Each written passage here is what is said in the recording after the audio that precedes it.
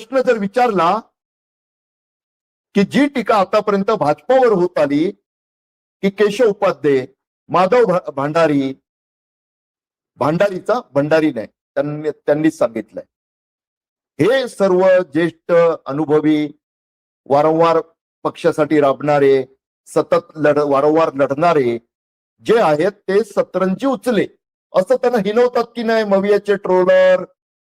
मग आता भाजपाच्या ट्रोलरनी जर विचारलं की पवारांच्या घरात 3 खासदारकी, शरद पवार, सुप्रिया सुळे, पार्थ पवार, 2 आमदारकी, रोहित पवार आणि सुनेत्राताई लगेच येतील आता, म्हणजे 5 आमदारकी खासदारकी, 1 उपमुख्यमंत्री पद, एवढं सारं एका घरात.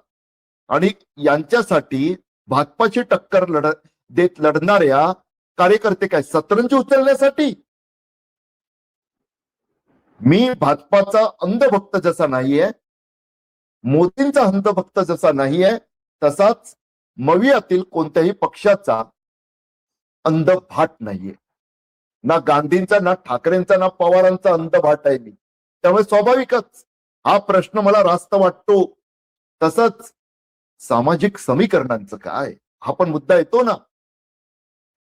विचार करावा असंच हे सर्व.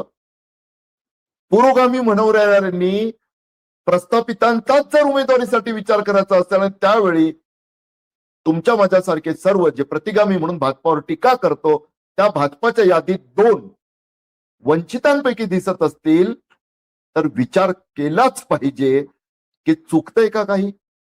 जेव्हा खरं तर गरज आहे तेव्हा लढणाऱ्यांना आणि मग त्यांच्या बळावर सत्तेला फोडणाऱ्यांना तुम्ही बळ देत नसाल तर तुमच्यात आणि इतर याच्यात फरक काय असंही नाही बोलू शकत. तो त्यांच्यात फरक दिसतोय आता.